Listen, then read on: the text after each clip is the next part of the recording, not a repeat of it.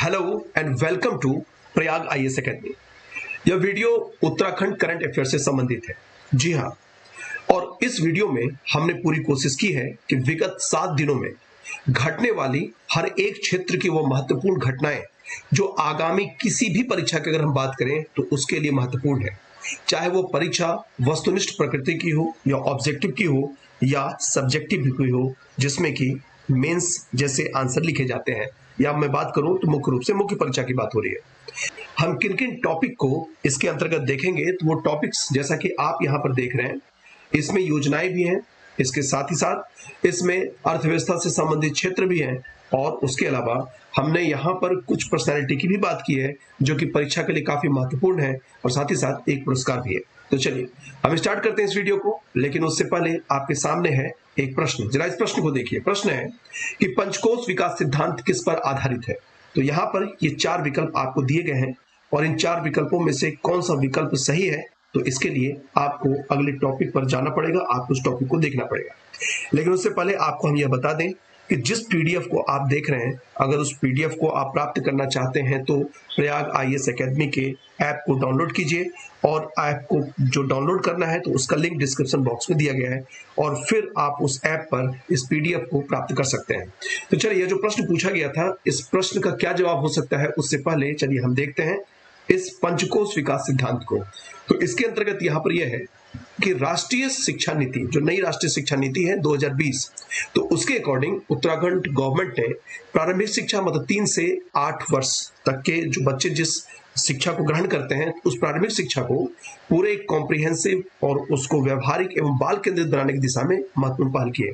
और उसी के अंतर्गत यहाँ पर हुआ है कि राज्य शैक्षिक अनुसंधान एवं प्रशिक्षण परिषद ने कक्षा 5 तक के विद्यार्थियों के राज्य पाठ्य चर्चा में एक सिद्धांत को शामिल करने की अनुशंसा की है, और वह सिद्धांत जैसा कि आप इसमें देख रहे हैं यह है पंचकोश विकास सिद्धांत। जी हाँ, काफी महत्वपूर्ण है।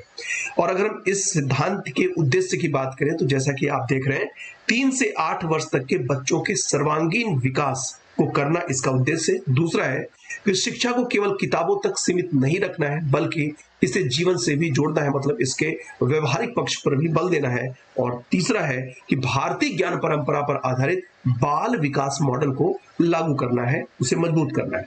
चलिए अब हम देखते हैं पंचकोश विकास सिद्धांत को, जिसके अंतर्गत यहाँ पर है कि बच्चों के विकास से संबंधित 5 स्तरों, जी हाँ 5 स्तरों या 5 कोशों की इसमें बात की गई है, जिसके जो आयाम है, जो डायमेंशन है, वो देखते जाइए। पहला है अन्नमय कोश मतलब फिजिकल डेवलपमेंट। इसमें क्या बात कही गई है उसे सुनिए ध्यान से, कि शारीरिक विकास और पोषण पर बच्चों के बल दिया जाएगा। इसका मतलब है कि अगर एक स्वस्थ शरीर होता है तो उसके बेहतर सीखने की क्षमता होती है। उदाहरण के रूप में अन्नमय कोश के अंतर्गत पौष्टिक आहार, खेलकूद एवं शारीरिक गतिविधियों को शामिल करने की बात की गई है। दूसरा है प्राणमय कोश, जी हाँ वाइटल एनर्जी। इसमें यहाँ पर यह बात कही गई है कि स्वास्थ्य, स्वच्छता और जीवन शक्ति, जी हाँ मतलब एक बेहतर जीवन शक्ति के लिए जरूरी है दोनों चीजें, स्वास्थ्य और स्वच्छता, और यह बच्चों में सीखने की ऊर्जा और उत्साह को बढ़ाता है। और इस कोर्स के अंतर्गत जो शामिल करने वाले उदाहरण है वो देखिए कौन कौन है: योग, स्वच्छता आदतें और श्वास अभ्यास। फिर तीसरे कोर्स की बात करें तो वह है मनोमय कोर्स मतलब इमोशनल एंड सोशल डेवलपमेंट, जिसके अंतर्गत भावनात्मक संतुलन को बनाए रखने की बात की गई है, बच्चों में आत्मविश्वास को बढ़ाने और सामाजिक कौशल को शामिल करने की बात है। और यह कैसे संभव है तो उदाहरण दिया गया है कि समूह गतिविधियां, जी हाँ जब बच्चे समूह में कोई भी एक्टिविटीज करेंगे तो ऑब्वियस है उनमें एक इमोशनल क्वोशेंट जागृत होगा। उसके अलावा कहानी और संवाद। फिर बात करते हैं चौथे कोर्स की, जिसका नाम है विज्ञानमय कोर्स या इंटेलेक्चुअल डेवलपमेंट, जो बच्चों के सोचने समझने की क्षमता का विकास करेगा, और इससे बच्चों में तर्क शक्ति और बौद्धिक विकास होगा। और इसके अंतर्गत उदाहरण देखिए, जैसे कोई भी पजल है उसको सॉल्व करना मतलब समस्या समाधान, उसके बाद क्वेश्चनायर मतलब प्रश्नोत्तर, और एक्सपेरिमेंट, जी हाँ। और फिर 5वां और अंतिम कोर्स है जो कि मॉरल एवं स्पिरिचुअल डेवलपमेंट से संबंधित है, जिसका नाम है आनंदमय कोर्स या नैतिक मूल्य और आत्मिक सुख और सकारात्मक सोच और राष्ट्र भाव से जुड़ा हुआ है। उदाहरण देखिए, इसमें नैतिक कहानियां, संस्कार और ध्यान को शामिल किया गया है। तो हमने 5 कोर्स की बात की यहां पर। अब जरा इससे संबंधित ये एमसीक्यूज हैं जो कि अभी हमने जो ऊपर देखा है उसके क्विक रिवीजन के उद्देश्य से इसको शामिल किया गया है। देखते चले जाइए। तो पंचकोश विकास सिद्धांत किस पर आधारित है? तो ऑलरेडी आपने देख लिया है, भारतीय ज्ञान परंपरा पर आधारित है। उत्तराखंड में पंचकोश विकास सिद्धांत किस कक्षा तक लागू करने की अनुशंसा की गई है? तो इसका जवाब भी आप जानते हैं, कक्षा 5 तक। फिर आगे हम देखें पंचकोश विकास सिद्धांत का मुख्य उद्देश्य क्या है? तो इसका मुख्य उद्देश्य है बच्चों का सर्वांगीण विकास करना। फिर नेक्स्ट अन्नमय कोश का संबंध है। जी हाँ, जो कि आपने देखा था पहला कोश, अन्नमय कोश का संबंध है। इसका संबंध किससे होगा? शारीरिक विकास एवं पोषण से। फिर नेक्स्ट चलते हैं कि बच्चों के भावनात्मक संतुलन और सामाजिक कौशल का विकास किस कोश से होता है? तो इसका है मनोमय कोश से। फिर नेक्स्ट देखिए क्वेश्चन है यहाँ पर कि तर्क शक्ति और बौद्धिक क्षमता बढ़ाने वाला कोश कौन सा है? तो ये 4 विकल्प यहाँ पर दिए गए हैं और इसका सही जवाब है ऑप्शन सी, विज्ञान में। फिर नेक्स्ट देखिए कि नैतिक मूल्य और आध्यात्मिक सुख से संबंधित कोश है और इसका है जवाब आनंदमय। और फिर अगला क्वेश्चन यहाँ पर है कि पंचकोश विकास सिद्धांत मुख्यतः किस आयु वर्ग पर केंद्रित है? इसका जवाब यहाँ पर हम देख रहे हुआ है 3 से 8 वर्ष तक। जी हाँ, तो हमने अपने पहले टॉपिक को कर लिया। अब हम बढ़ते हैं अपने दूसरे टॉपिक की ओर। अब यहाँ पर देखिए सवाल यहाँ पर है कि उत्तराखंड में समान नागरिक संहिता कब लागू की गई? तो ये 4 विकल्प आपको दिए गए हैं। अब इन 4 विकल्पों में से हो सकता है कि आप इसका जवाब जानते हो, लेकिन इसका जवाब क्या होगा उसके लिए हम आते हैं टॉपिक पर। और टॉपिक जैसा कि हम यहाँ पर देख रहे हैं कि उत्तराखंड समान नागरिक संहिता संशोधन अध्यादेश 2026। अब जैसा कि हमें पता है कि उत्तराखंड आजाद भारत में समान नागरिक संहिता, जिसे कि हम यूसीसी कहते हैं, यूनिफॉर्म सिविल कोड कहते हैं, लागू करने वाला पहला राज्य है। और राज्य में कब 27 जनवरी 2025 को यूसीसी लागू किया गया था और इसके प्रभावी क्रियान्वयन के लिए वर्ष 2026 में इससे संबंधित एक संशोधन अध्यादेश लाया गया था, जिसे कि अब लागू कर दिया गया है। आखिर संशोधन अध्यादेश लाया क्यों गया था? ये देखिए यहाँ पर जो हम बात करेंगे वो मुख्य परीक्षा की दृष्टि से काफी महत्वपूर्ण है। तो इसका मुख्य उद्देश्य यहाँ पर है कि यूसीसी के प्रावधानों को अधिक स्पष्ट, प्रभावी और उसे व्यवहारिक बनाना, फिर प्रशासनिक दक्षता को सुदृढ़ करना और नागरिकों के अधिकारों की बेहतर सुरक्षा को सुनिश्चित करना। अब जो प्रमुख संशोधन हुए उसके क्या प्रावधान है उस पर गौर कीजिए। पहले बात करते हैं विवाह संबंधी सुधार की। इसमें यहां पर यह बात कही गई है कि विवाह निरस्त्रीकरण का आधार बनाया जा सकता है, विवाह को समाप्त करने का आधार बनाया जा सकता है यदि विवाह के समय पहचान से संबंधित कोई भी गलत जानकारी दी गई। उसके बाद यहाँ पर बात कही गई है कि विवाह के संबंध में अगर कठोर दंडात्मक प्रावधान भी सुनिश्चित किए जा सकते हैं यदि विवाह में बल पूर्वक विवाह की बात हो, दबाव पूर्वक विवाह की बात हो, धोखाधड़ी की बात हो या विधि विरुद्ध कार्य करवाकर या विधि विरुद्ध कृत्य के आधार पर विवाह हुआ हो।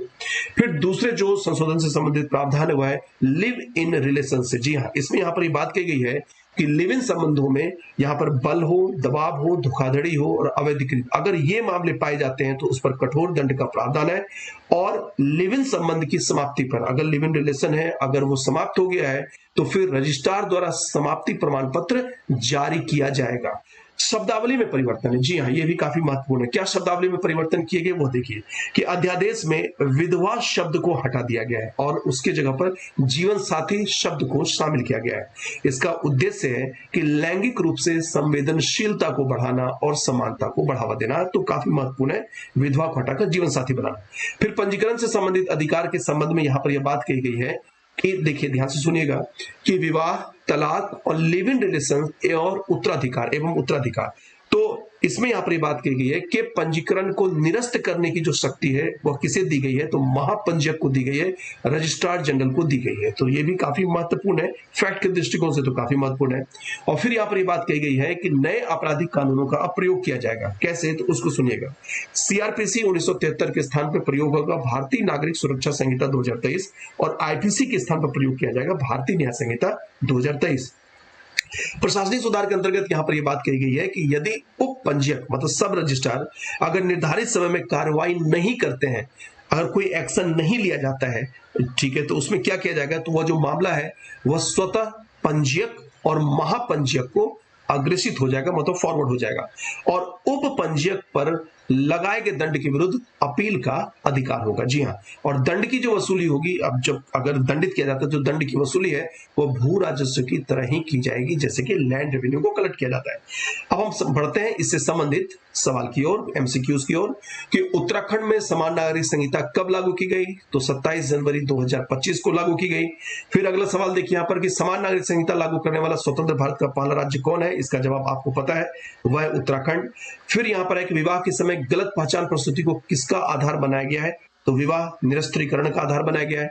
फिर यहाँ पर है कि लिव इन संबंध की समाप्ति पर कौन प्रमाण पत्र जारी करेगा? तो पंजीयक जारी करेगा। फिर नेक्स्ट देखिए, संशोधन अध्यादेश में विधवा शब्द को किससे बदला गया? तो ऑलरेडी आप देख चुके हैं, उसे बदला गया है जीवन साथी से। अगला है कि विवाह, तलाक और उत्तराधिकार के पंजीकरण को निरस्त करने की शक्ति किसे दी गई है? तो वह दी गई है महापंजीयक को। फिर नेक्स्ट सवाल है कि सीआरपीसी 1973 के स्थान पर कौन सी संहिता लागू की गई है? तो इसका भी जवाब आप जानते हैं, भारतीय नागरिक सुरक्षा संहिता।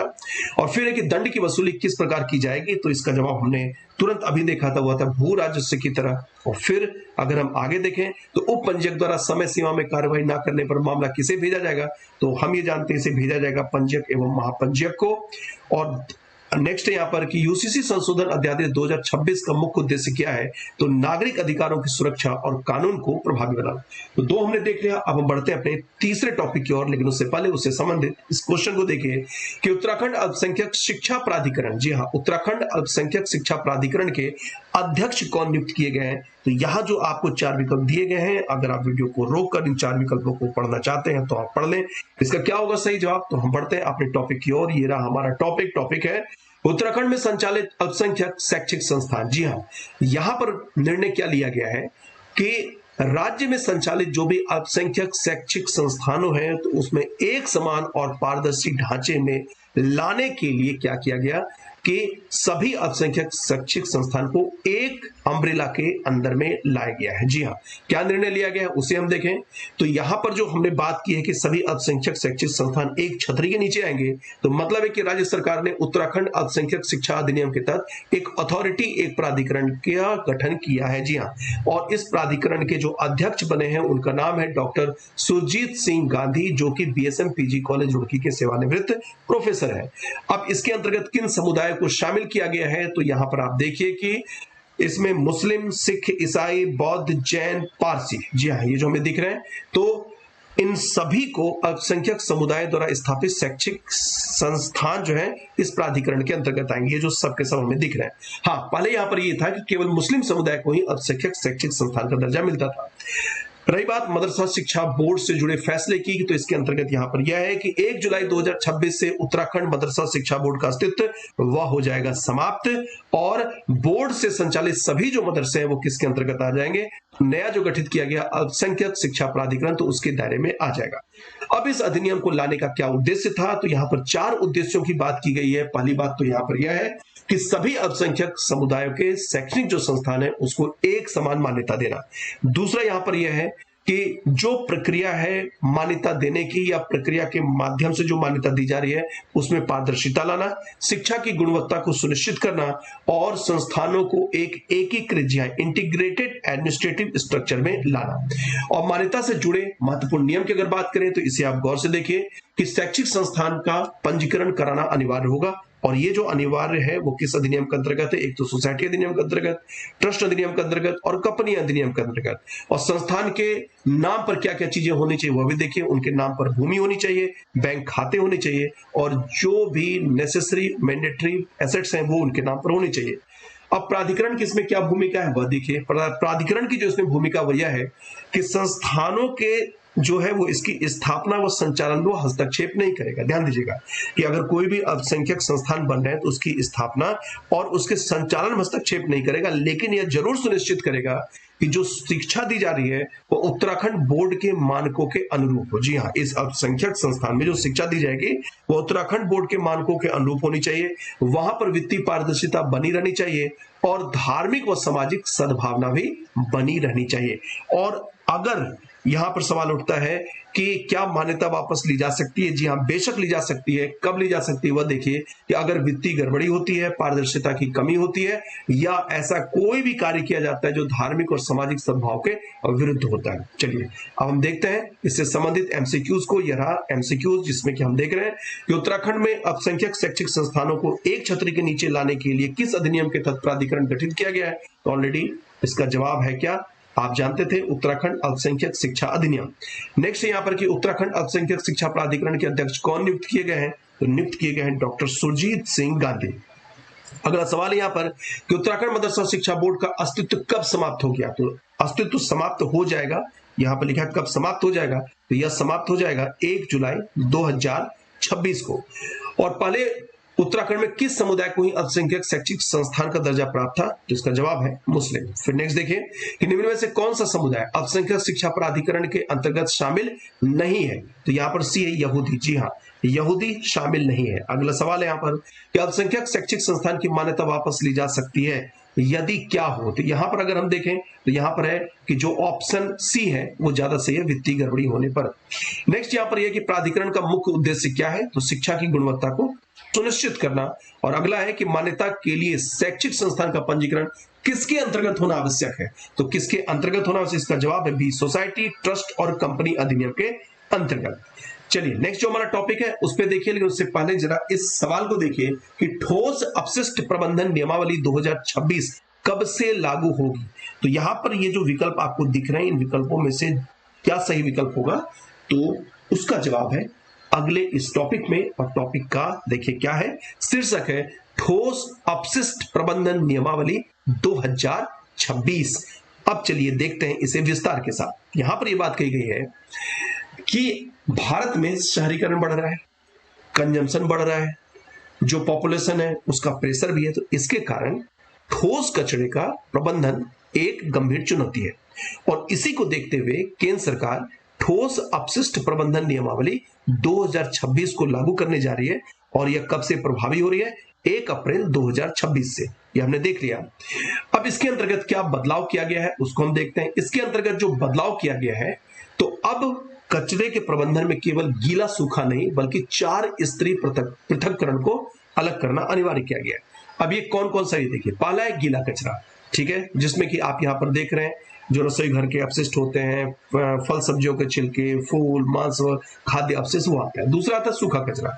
सूखे कचरे की बात की जाए तो इसमें प्लास्टिक, कागज, कांच, धातु आते हैं। अब नेक्स्ट देखिए कि स्वच्छता अपशिष्ट है, सैनिटरी वेस्ट, ये है तीसरा, जिसमें कि डायपर, सैनिटरी पैड, टेम्पोन, कंडोम वगैरह रखे जाते हैं। और चौथा है हानिकारक विशेष देखभाल अपशिष्ट, हजार्डस स्पेशल केयर वेस्ट, इसके अंतर्गत पेंट के डिब्बे, बल्ब, थर्मामीटर और एक्सपायर्ड दवाइयां।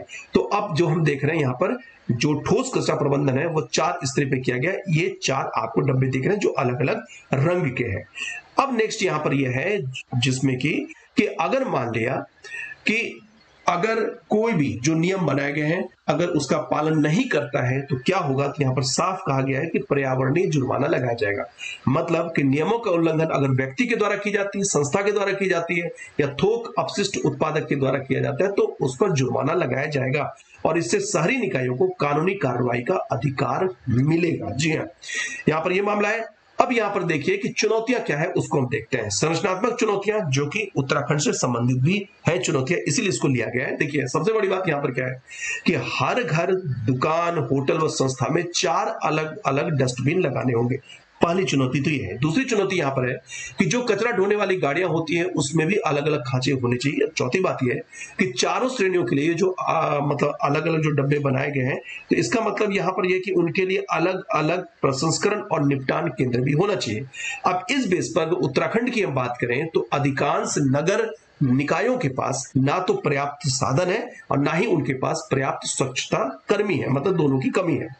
उसके अलावा अभी तो जो 2 स्तर है उस पर ही ढंग से काम नहीं हो पा रहा है, मतलब कि गीला सूखा पृथक्करण ही पूरी तरह से सफल नहीं हो पा रहा है। उस पर भी अगर हम पहाड़ी क्षेत्रों की बात करें तो पहाड़ी क्षेत्रों की अपनी अलग समस्या है, मतलब कि कई घरों में सारा कचरा एक ही डब्बे में डाला जाता है। ऐसे में 4 डब्बा व्यवस्था लागू करना पहाड़ी क्षेत्रों में एक चुनौती होगी।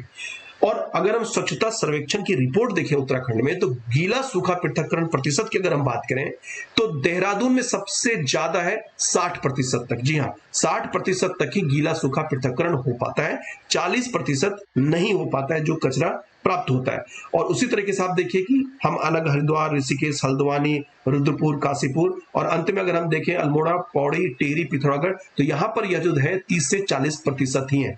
तो इसीलिए निष्कर्ष के रूप में यहां पर यह बात कही जा रही है कि ठोस अपशिष्ट प्रबंधन नियमावली 2026 जो है वो एक पर्यावरण अनुकूल और जिम्मेदारी आधारित पहल है, इसमें दो रहने।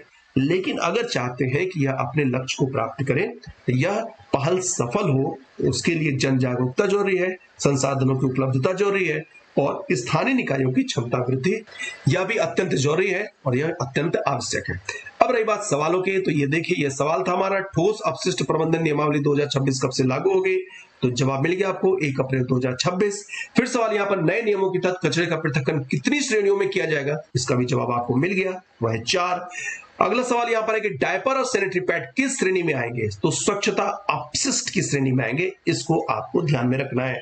फिर पेंट के डब्बे और थर्मामीटर किस प्रकार के कचरे में शामिल होंगे? तो यह होगा हानिकारक विशेष देखभाल अपशिष्ट। फिर अगला सवाल है कि प्रदूषक भुगतान सिद्धांत का तात्पर्य है कि प्रदूषण करने वाला क्या करेगा? वह भुगतान करेगा। फिर अगला सवाल है कि उत्तराखंड में गीला सूखा कचरा पृथक्करण की सबसे कम स्थिति किस प्रकार के नगरों में है? तो वह नगर कौन सा है? पहाड़ी नगर है। जी हाँ। फिर है कि देहरादून में गीला सूखा कचरा पृथक्करण का प्रतिशत लगभग कितना है? तो ऑलरेडी हम देख चुके हैं कितना है, 60% है। और नए नियमों का सबसे बड़ा उद्देश्य क्या है? तो इसका उद्देश्य है पर्यावरण संरक्षण व वैज्ञानिक कचरा प्रबंधन। जी हाँ। अब हम बढ़ते हैं अपने अगले टॉपिक की ओर, लेकिन उससे पहले उस टॉपिक से संबंधित यह सवाल है कि उत्तराखंड सरकार किस मॉडल के तहत रोजगार व्यवस्था विकसित कर रही है? 1 स्तरीय मॉडल, 2 स्तरीय मॉडल, 3 स्तरीय के वर्कफोर्स मॉडल और निजी रोजगार मॉडल। चलिए देखते हैं इसे विस्तार के साथ। हम यहाँ पर देख रहे हैं 3 स्तर की वर्कफोर्स और स्थानीय रोजगार, यह उत्तराखंड का एक मॉडल बनने जा रहा है, जिसके अंतर्गत क्या है? तो उत्तराखंड सरकार के द्वारा राज्य में 3 स्तर की वर्कफोर्स, मतलब लोगों को जो कौशल कुशलता प्रदान की जाती है उसकी बात की जा रही है, और स्थानीय रोजगार मॉडल विकसित करने की तैयारी हो रही है। मुख्य उद्देश्य क्या है वो देखते जाए। मुख्य उद्देश्य यहाँ पर है कि रोजगार की जो प्रकृति है उसके अनुसार युवाओं का कौशल विकास करना, उनको कुशलता देना। फिर है कि स्थानीय स्तर पर स्थायी रोजगार का सृजन करना ताकि नकारात्मक पलायन रुक सके। और फिर विकसित भारत कब 2047 की जो बात हो रही की परिकल्पना को साकार करना। तो सरकार की जो प्राथमिकता है वह देखिए क्या है।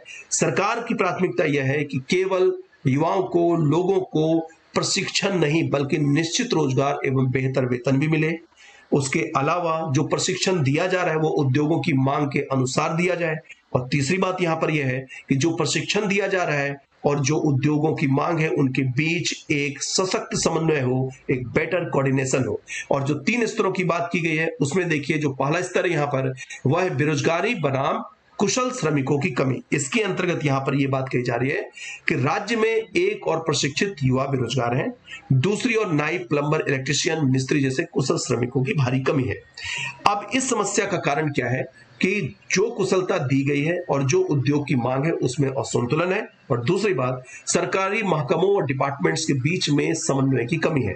समाधान इसका हो सकता है जब डिपार्टमेंट्स के बीच में बेहतर कोऑर्डिनेशन हो और साथ ही साथ जो कौशल प्रशिक्षण है वो मांग आधारित हो, मतलब जो उद्योगों की मांग है, जो बाजार में श्रम कौशल की मांग है उसके अनुरूप ही कुशलता दी जानी चाहिए। दूसरी बात यहां पर कही जा रही है स्मार्ट मानव संसाधन पर फोकस। इसके अंतर्गत जो मुख्य रूप से है वह यह है कि एक बेटर ह्यूमन रिसोर्स डेवलपमेंट होना चाहिए देश में। इसके लिए उद्योग की जरूरतों के अनुरूप जो रोजगारोन्मुख पाठ्यक्रम है उसको तैयार करना। फिर नेक्स्ट, प्रशिक्षित ट्रेनर की उपलब्धता उसको सुनिश्चित करना और तकनीकी संस्थानों का आधुनिकीकरण करना। और तीसरा जो स्तर है वह है विदेश में रोजगार के अवसर। जी हाँ, यहां पर बात ये हो रही है जो स्टेट गवर्नमेंट है वह युवाओं को विदेशों में रोजगार से जोड़ने की दिशा में भी कार्य कर रही है। क्या क्या निर्देश है वह देखिए। पहली बात कि भारत सरकार की गाइडलाइंस की जानकारी युवाओं को होनी चाहिए जो विदेशों में रोजगार चाहते हैं। दूसरी बात, जिन युवाओं का चयन किया जाएगा वो पारदर्शी तरीके से उनकी चयन प्रक्रिया हो। और नेक्स्ट, सरकारी भर्ती में भी पारदर्शिता होनी चाहिए और लंबित मामलों का शीघ्र निपटारा होना चाहिए। ठीक है। नेक्स्ट यहां पर अगर हम क्वेश्चन की बात करें तो क्वेश्चन जो हमारा पहला क्वेश्चन तो यही था। तो यहां पर 3 स्तरों की वर्कफोर्स मॉडल। फिर नेक्स्ट देखिए 3 स्तरों की वर्कफोर्स मॉडल का मुख्य उद्देश्य क्या है, तो रोजगार की प्रकृति के अनुसार क्या देना, कौशल विकास। फिर आगे देखिए उत्तराखंड में किस प्रकार के श्रमिकों की कमी बताई गई है, तो उत्तराखंड में नाई, प्लम्बर, इलेक्ट्रीशियन, मिस्त्री, इसकी कमी बताई गई है। राज्य में बेरोजगारी की कुशल श्रमिकों की कमी का मुख्य कारण क्या है, तो यही कौशल और उद्योग मांग में असंतुलन।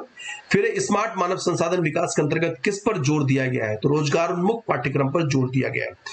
नेक्स्ट देखिए कि विदेश में रोजगार के लिए युवाओं को किससे अवगत कराने के निर्देश दिए गए, तो भारत सरकार की गाइडलाइंस। जी हाँ। फिर अगला देखें तो सरकार की रोजगार नीति का अंतिम लक्ष्य किससे जुड़ा है, तो विकसित भारत 2047 से जुड़ा है। अब चलिए इस क्वेश्चन को देखिए जो अगले टॉपिक से संबंधित है। क्वेश्चन है कि उत्तराखंड की रूफ टॉप सोलर हिस्सेदारी देश में कितने प्रतिशत हो गई है, तो इसका जो जवाब है चलिए हम देखते हैं इस टॉपिक से। और टॉपिक क्या है यहाँ पर, काफी महत्वपूर्ण है कि उत्तराखंड ने सौर ऊर्जा में 6 गुना लंबी छलांग लगाई है। जी हाँ, और वो भी पिछले 1 वर्ष में। और उत्तराखंड ने देश के 26 राज्यों को पीछा छोड़ा है, और पीछा ही नहीं छोड़ा है बल्कि टॉप 10 में स्थान प्राप्त किया है सौर ऊर्जा के मामले में। अब अगर हम आंकड़ों पर गौर करें तो जो ऊर्जा मंत्रालय का आंकड़ा है उसके अनुसार राज्य में कुल देख लीजिए यहाँ पर आंकड़े दिए गए हैं, तो लगभग 59,000 रूफटॉप सोलर सिस्टम स्थापित किए गए हैं और लगभग 59,000 परिवारों को मुफ्त सस्ती बिजली का लाभ मिल रहा है। और राज्यवार प्रगति के क्रम में देश में इसका 9वां स्थान, मतलब उत्तराखंड का 9वां स्थान है। राष्ट्रीय हिस्सेदारी की अगर बात करें तो भारत में कुल रूफटॉप सोलर कनेक्शन में आप देखिए क्या है कि पहले 1.5% की हिस्सेदारी थी, अब यह हिस्सेदारी बढ़कर 3% हो गई है। यानी उत्तराखंड की जो हिस्सेदारी है वह कितनी हो गई है, वह दोगुनी हो गई है। फिर नेक्स्ट देखिए इसमें यहां पर हम क्या देख रहे हैं कि उत्तराखंड जो है किन राज्यों से आगे है। देखिए उत्तराखंड यहां पर 9वें नंबर पर है। उसके बाद आप ये जितने भी राज्य देख रहे हैं सारे राज्यों से उत्तराखंड क्या है, वह आगे है। इसी में पीएम सूर्य घर योजना की बात की गई। इसकी शुरुआत हुई फरवरी 2024 में। इसका उद्देश्य घरों में रूफटॉप सोलर लगाना, और देश भर में अब तक आप देखिए आंकड़े दिए गए, इतने सोलर सिस्टम स्थापित किए गए हैं। अब नवीकरणीय ऊर्जा मंत्रालय का क्या कहना है उसे जरा ध्यान से सुनिए। नवीकरणीय ऊर्जा मंत्रालय का कहना है कि 1 करोड़ घरों में सोलर लगने से 1000 बिलियन यूनिट हरित बिजली पैदा होगी, और इससे 25 वर्षों में 720 मिलियन टन कार्बन डाइऑक्साइड उत्सर्जन में कमी आएगी। वहीं उत्तराखंड के बारे में बात कही गई है कि अगले 25 वर्षों में 42.28 लाख टन कार्बन डाइऑक्साइड उत्सर्जन में कमी का अनुमान है। योजना के लाभ की बात की जाए तो योजना का लाभ देखिए तो फर्स्ट यहां पर है कि परिवारों को मुफ्त और सस्ती बिजली मिलेगी। दूसरी बात, सरकार पर बिजली सब्सिडी का बोझ कम होगा। तीसरी बात, जीवाश्म ईंधन पर निर्भरता घटेगी। चौथी बात कि स्वच्छ ऊर्जा को बढ़ावा मिलेगा, और अंत में कार्बन उत्सर्जन में कमी आएगी। अब हम एमसीक्यूज की तरफ बढ़ते हैं। एमसीक्यूज कि सौर ऊर्जा के उपयोग में उत्तराखंड ने कितने गुना वृद्धि दर्ज की है, तो 6 गुना वृद्धि दर्ज की है, जैसा कि आपने ऊपर में देखा। फिर नेक्स्ट यहां पर यह है कि रूफटॉप सोलर अपनाने में उत्तराखंड देश में किस स्थान पर है, तो किस स्थान पर है, 9वें स्थान पर है। अगला है कि उत्तराखंड में कुल कितने रूफटॉप सोलर सिस्टम लगाए जा चुके हैं, तो आंकड़ों के हिसाब से 58,562। फिर अगला है कि पीएम सूर्य घर योजना की शुरुआत कब हुई, डेट काफी महत्वपूर्ण है, परीक्षा में पूछे जाते हैं, फरवरी 2024। अगला है सवाल है यहां पर कि उत्तराखंड की रूफटॉप सोलर हिस्सेदारी देश में कितने प्रतिशत हो गई है, यह भी काफी महत्वपूर्ण है, 3% हो गई है, 1.5% से 3%। अगला सवाल यहां पर यह है कि नवीकरणीय ऊर्जा मंत्रालय के अनुसार 1 करोड़ घरों में सोलर की कितनी हरित बिजली बनेगी, तो 1000 बिलियन यूनिट हरित बिजली बनेगी। फिर सवाल यहां पर है कि उत्तराखंड में अगले 25 वर्षों में कितने कार्बन डाइऑक्साइड उत्सर्जन में कमी का अनुमान है, तो यहां पर यह दिया गया 4.23 मिलियन टन। अगला सवाल है कि रूफटॉप सोलर का कौन सा लाभ सही नहीं है, तो यह तो अपने आप में ही गलत है, जीवाश्म ईंधन पर निर्भरता बढ़ता। बढ़ते अपने अगले टॉपिक की ओर, उससे पहले यह सवाल, और सवाल देखिए यह सवाल है कि बजट किससे संबंधित है। इसमें यहां पर दिया गया है कि वित्तीय वर्ष 2025-26 की तुलना में राज्य को केंद्रीय करों से कितनी अतिरिक्त राशि मिलेगी, तो यहां पर ये 4 विकल्प दिए गए हैं। और आपको यह बात ध्यान में रखनी है कि यह जो टॉपिक है यह हमारा काफी महत्वपूर्ण टॉपिक है, क्योंकि यह टॉपिक संबंधित है केंद्रीय बजट 2026-27 से, और उसके अंतर्गत हम यहां पर यह देख रहे हैं कि इस केंद्रीय बजट 2026-27 में उत्तराखंड को आखिर इस बजट से क्या प्राप्त हुआ है। जी हां, तो चलिए हम देखते हैं कि क्या मिला है। तो फर्स्ट ऑफ ऑल केंद्रीय करों में राज्य की हिस्सेदारी की अगर बात की जाए तो 16वें वित्त आयोग की संस्तुति को केंद्र सरकार ने स्वीकार कर लिया है और उसके आधार पर अगर हम आगामी वित्तीय वर्ष की बात करें, मतलब वित्तीय वर्ष 26-27 की बात करें, तो उत्तराखंड को देखिए 17,414.57 करोड़ केंद्रीय करों से प्राप्त होंगे। जी हां, इसे आप याद रखेंगे क्योंकि उत्तराखंड के एग्जाम में डेटा पूछे जाते हैं। और अगर हम इस प्राप्ति को जो वित्तीय वर्ष 2025-26 है उससे तुलना करें तो हम यहां पर क्या देख रहे हैं कि 1841.16 करोड़ की यह अतिरिक्त वृद्धि है। उसके बाद अगर हम कुल केंद्रीय सहायता की बात करें तो यहां पर देखिए वो लगभग 24,000 करोड़ रुपए है। और यह जो 24,000 करोड़ रुपए जो उत्तराखंड को केंद्रीय सहायता मिलने वाली है तो वह किससे मिलने वाली है, तो केंद्रीय करों में हिस्सेदारी से, पूंजीगत निवेश योजना से, जल जीवन मिशन की लंबित राशि से और अन्य केंद्रीय योजनाओं के प्रोत्साहन से मिलने वाली है। उसके बाद 2025-26 की तुलना में अगर लाभ की बात की जाए तो नए वित्तीय वर्ष में 9,000 करोड़ से अधिक अतिरिक्त धनराशि वह उत्तराखंड सरकार को मिलेगी। लेकिन एक बड़ा झटका है, जी हां, और वह झटका है राजस्व घाटा अनुदान का, जिसे कि समाप्त कर दिया गया। जी हां, यह 15वें वित्त आयोग जो कि उसकी अवधि थी 2021 से 26, उसके तहत राज्य को इस राजस्व घाटा अनुदान के अंतर्गत 28,147 करोड़ रुपए मिले थे। लेकिन 16वें वित्त आयोग ने इस राजस्व घाटा अनुदान की व्यवस्था समाप्त। अब अगर बात करें इस राजस्व घाटा अनुदान की तो आपको बता देते हैं कि संविधान का जो अनुच्छेद है 275, जी हां, इस अनुच्छेद 275 के तहत केंद्र सरकार के द्वारा जो राज्य है तो राज्य के जो राजस्व व्यय है, मतलब रेवेन्यू एक्सपेंडिचर, और जो उसकी रेवेन्यू इनकम है तो रेवेन्यू रिसीट है, इन दोनों के बीच जो अंतर है उस अंतर को पाटने के लिए जो वित्तीय सहायता दी जाती है उसे कहते हैं राजस्व घाटा अनुदान। हालांकि 16वें वित्त आयोग की अनुशंसा के आधार पर इस राजस्व घाटा अनुदान को समाप्त कर दिया गया है। वहीं अगर नेक्स्ट देखें शहरी ग्रामीण निकायों को तो उसको बड़ा लाभ मिलने वाला है। अगले 5 वर्षों में 15वें वित्त आयोग की आप धनराशि देख लीजिए, यहां पर 3160 करोड़ रुपए अधिक मिलेंगे 15वें वित्त आयोग की तुलना में अब अगले 5 वर्षों में। और प्रति वर्ष अगर हम देखें तो 620 करोड़ अतिरिक्त राशि प्राप्त होगी। इसका फायदा यहां पर यह होगा कि जो भी पंचायत है, जो भी नगर निकाय है, उनको वित्तीय स्वायत्तता मिलेगी और वो अपनी संसाधन क्षमता को भी बढ़ा सकेंगे। नेक्स्ट हम आपदा प्रबंधन सहायता की बात करें तो अगले 5 वर्षों में कुल 5504 करोड़ की संस्तुति हुई है, जिसमें कि केंद्र का अंश अगर हम देखें तो है 4953.60 करोड़ रुपए। और प्रतिवर्ष इसमें कितने की है, लगभग 990 करोड़ रुपए केंद्र से मिलेंगे। लेकिन पिछली अवधि की तुलना में यह कम है। और कितने प्रतिशत कम है, तो जो कि आप देख रहे हैं 4.33% कम है। फिर वहीं पर अगर हम बात करें special assistance to states for capital investment तो इसके अंतर्गत उत्तराखंड को लगभग 2000 करोड़ रुपए मिलेगा। जल जीवन मिशन के अंतर्गत हम देखें तो इस योजना को 2028 तक बढ़ा दिया गया है। केंद्रीय बजट प्रावधान जो है वह कितना है, तो 67,670 करोड़ रुपए है और उत्तराखंड को 3500 करोड़ की लंबित राशि मिलने की उम्मीद है। और अन्य केंद्रीय योजनाओं की अगर हम बात करें तो लगभग 10 केंद्र पोषित योजनाओं में बजट में वृद्धि की गई है। तो कुल मिलाकर 9,000 करोड़ से अधिक अतिरिक्त केंद्रीय सहायता उत्तराखंड राज्य को प्राप्त होगी या उसे मिलेगी। अब एक नजर जरा इस पे आप डाल लीजिए, वीडियो को रोककर अगर आप देखना चाहते हैं तो देख लीजिए। यह जो बजट पेश किया गया उसमें एक और महत्वपूर्ण बात यहां पर यह है कि उत्तराखंड में टिकाऊ माउंटेन ट्रेल्स इसका विकास किया जाएगा। जी हाँ, रही बात माउंटेन ट्रेल की तो आपको बता दें कि यह हाइकिंग और साइकिलिंग के लिए विकसित एक संकरा और टिकाऊ पहाड़ी रास्ता होता है। जी हाँ, तो माउंटेन ट्रेल का विकास किया जाएगा तो उसमें उत्तराखंड भी एक राज्य है। जी हाँ, आगे हम बढ़े। अगर हम एमसीक्यूज की बात करें इससे संबंधित तो आप देखते जाएं वित्तीय वर्ष 2026-27 में केंद्रीय करों से उत्तराखंड को कितनी राशि मिलेगी, तो यहां पर यह आंकड़ा दिया गया है। फिर अगला सवाल देखिए कि केंद्रीय बजट 2026-27 किस वित्त आयोग की संस्तुतियों पर आधारित है, तो 16वें वित्त आयोग की संस्तुति पर आधारित है। फिर नेक्स्ट देखिए कि जो वित्तीय वर्ष 2025-26 उसकी तुलना में राज्य को केंद्रीय करों से कितनी अतिरिक्त राशि मिलेगी, तो यह रहा जवाब उसका 1841.16 करोड़ रुपए मिलेगी। फिर उसके बाद 15वें वित्त आयोग के दौरान उत्तराखंड को राजस्व घाटा अनुदान कितना मिला था, तो यह उसका जवाब है 28,147 करोड़ रुपए मिला था। फिर 16वें वित्त आयोग ने किस अनुदान को बंद कर दिया है, तो वो आपने ऑलरेडी देख लिया है कि राजस्व घाटा अनुदान इसको बंद कर दिया है। फिर नेक्स्ट यहां पर है कि शहरी एवं ग्रामीण निकायों को 15वें वित्त आयोग की तुलना में कितनी अधिक राशि मिलेगी, तो वह जो राशि है वह देखिए 3160 करोड़ रुपए है। फिर अगला सवाल अगर हम देखें तो आपदा प्रबंधन के लिए प्रति वर्ष उत्तराखंड को केंद्र से कितनी राशि मिलेगी, तो 990 करोड़ रुपए की राशि मिलेगी। और ब्याज मुक्त ऋण के रूप में उत्तराखंड को लगभग कितनी राशि मिल सकती है, वह 2000 करोड़ रुपए की राशि मिल सकती है। और जल जीवन मिशन को किस वर्ष तक बढ़ाया गया है, यह बढ़ाया गया है 2028 तक। और नेक्स्ट सवाल है कि केंद्रीय बजट 2026-27 में जल जीवन मिशन के लिए कुल बजट प्रावधान कितना है, तो यहां पर है 67,670 करोड़ रुपए। बढ़ते अपने अगले टॉपिक की ओर, लेकिन उससे पहले उसी से संबंधित एक सवाल है, सेतु आयोग का पूरा नाम क्या है। ये रहे 4 के 4 विकल्प। इन चारों विकल्पों को आप जरा गौर से देखिए।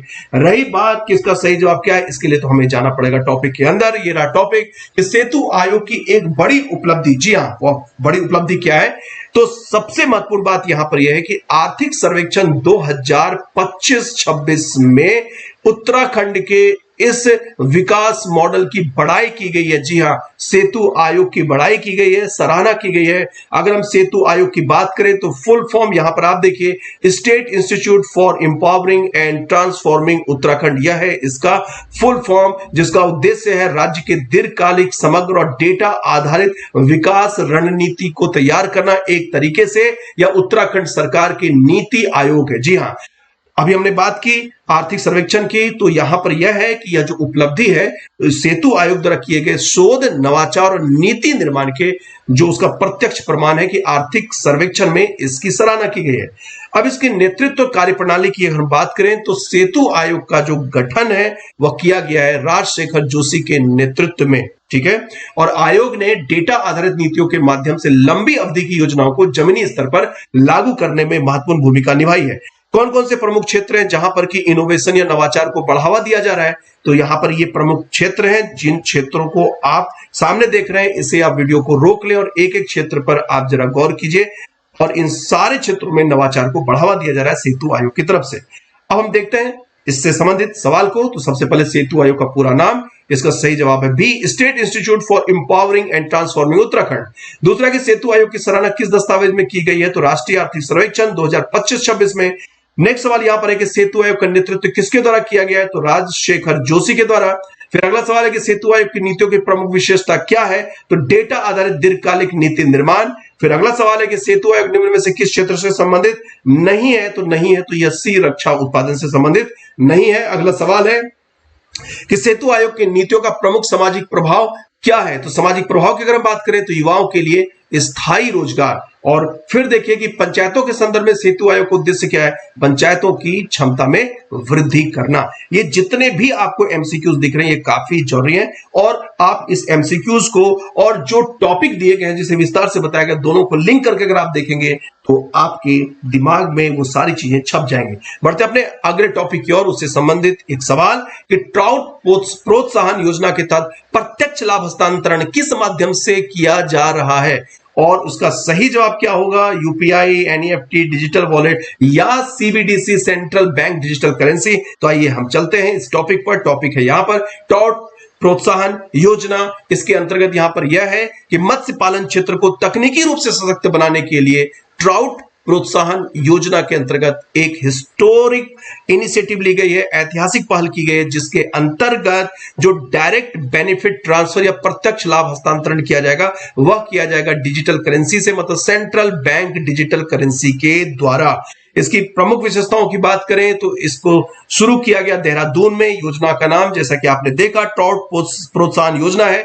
यह नई पहल है सीबीडीसी के माध्यम से, डीबीटी डायरेक्ट बेनिफिट ट्रांसफर। हाँ, एक बात जो काफी महत्वपूर्ण है कि उत्तराखंड पहला राज्य है जिसने मत्स्य पालन में डिजिटल करेंसी को अपनाया है। लाभार्थी कौन होंगे, तो ट्राउट मत्स्य पालक इसके लाभार्थी होंगे। इसका उद्देश्य क्या है, तो पहला उद्देश्य है वित्तीय समावेशन को बढ़ावा देना, दूसरा है डिजिटल उत्तराखंड के संकल्प को सुदृढ़ करना, तीसरा है मत्स्य पालकों को आधुनिक तकनीक से जोड़ना, और चौथा है राज्य की अर्थव्यवस्था को नई ऊंचाइयों तक पहुंचाना। तो हमने यहां पर उसके उद्देश्य देख लिए। रही बात योजना के महत्व की, तो पारंपरिक भुगतान प्रणाली से आगे बढ़ते हुए डिजिटल मुद्रा का उपयोग किया जा रहा है ताकि पेमेंट में पारदर्शिता बनी रहे और पूरी तरह से ये लीकेज फ्री हो, मतलब इसमें किसी तरह का कोई भ्रष्टाचार ना हो, और जो किसान है, जो मत्स्य पालक है, उनको सीधे और त्वरित लाभ प्राप्त हो। और महत्वपूर्ण बात यहां पर है कि उत्तराखंड को डिजिटल गवर्नेंस का मॉडल राज्य बनाने की दिशा में यह एक महत्वपूर्ण कदम है। जी हां, मुख्य परीक्षा की दृष्टि से अगर आप इन सारी चीजों को लिख दें तो आपको जरूर से जरूर अंक प्राप्त होंगे, मतलब इसी सवाल से संबंधित। तो चलिए, ये तो हमने पहले देख लिया। एक तो इसको आप एकदम से ध्यान में रखना है आपको कि मत्स्य पालन क्षेत्र में देश का पहला राज्य जो उत्तराखंड है, जो सीबीडीसी के माध्यम से डीबीटी लागू कर रहा है। चलिए, अब यहां पर सवाल क्या कि ट्राउट प्रोत्साहन योजना किस राज्य से संबंधित है? जवाब है उत्तराखंड। अगला सवाल, ट्राउट प्रोत्साहन योजना के तहत प्रत्यक्ष लाभ हस्तांतरण किस माध्यम से किया जा रहा है? तो option D, central bank digital currency. फिर अगला सवाल, ट्राउट प्रोत्साहन योजना का शुभारंभ कहां गया? तो ऑप्शन बी, देहरादून। फिर अगला सवाल कि मत्स्य पालन क्षेत्र में डिजिटल करेंसी अपनाने वाला देश का पहला राज्य कौन सा है? तो ऑप्शन सी, उत्तराखंड। अगला सवाल, ट्राउट प्रोत्साहन योजना का मुख्य उद्देश्य क्या है?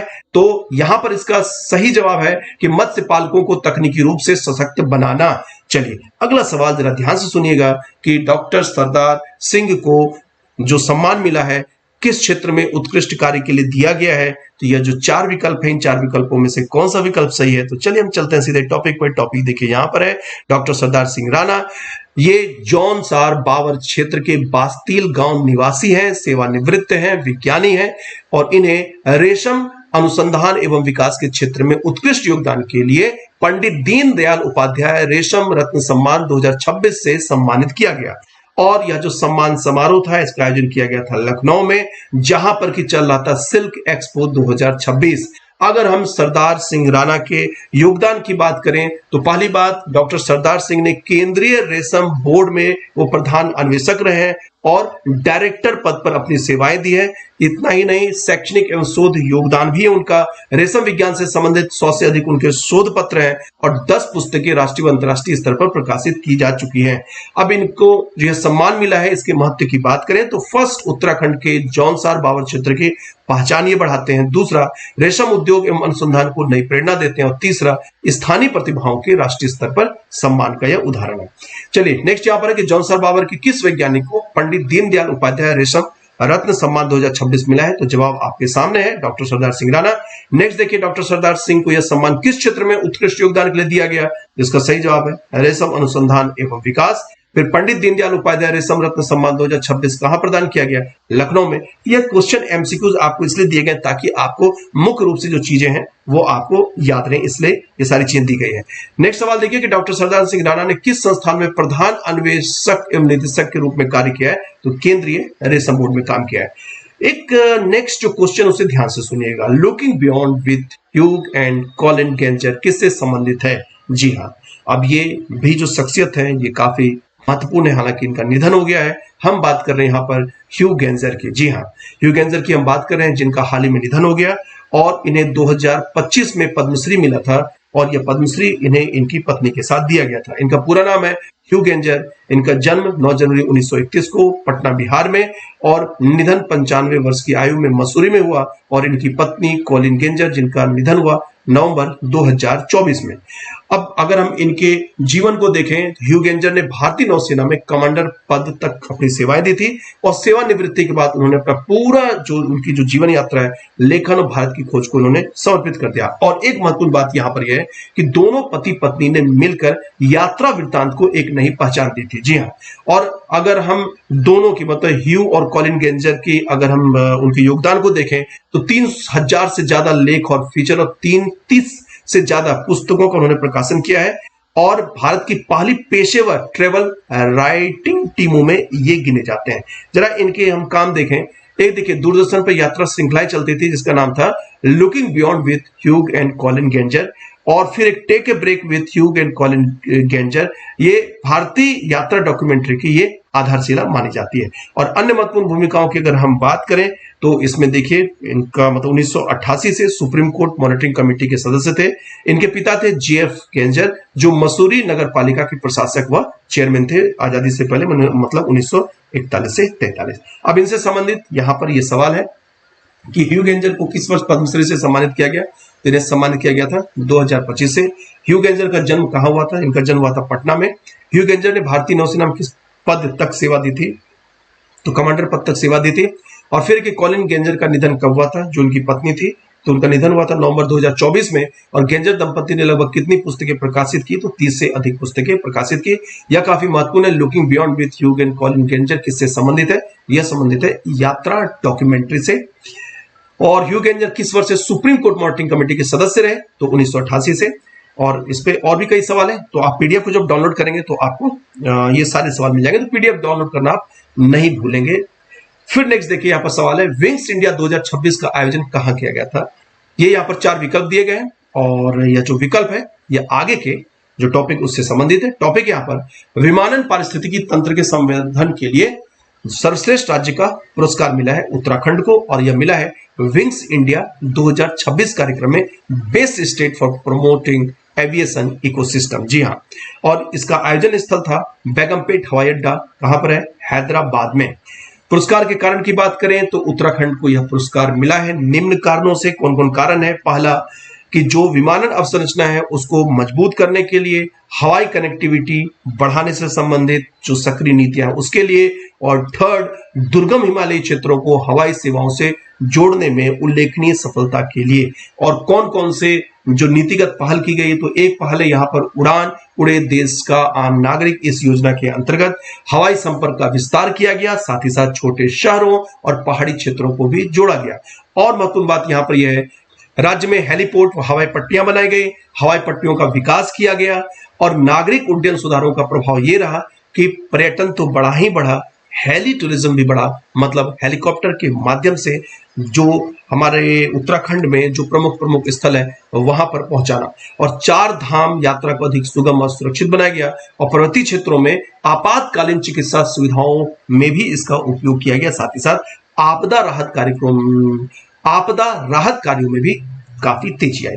तो ये हमने देख लिया, और ये काफी महत्वपूर्ण है। यह पुरस्कार उत्तराखंड राज्य के लिए काफी महत्वपूर्ण है। रही बात, यहां पर आपको दिख रहा है ये जो एमसीक्यूज हैं, तो इन सारे एमसीक्यूज को अगर आप सॉल्व करना चाहते हैं तो आप ऐप पर जाइए, और ऐप पर जाकर इस पीडीएफ को आप प्राप्त कीजिए, और फिर आप पूरे के पूरे पीडीएफ को आराम से देखिए और उसे आप सेव करके रखिए, क्योंकि आगामी परीक्षा के लिए ये टॉपिक जो है वो काफी महत्वपूर्ण है।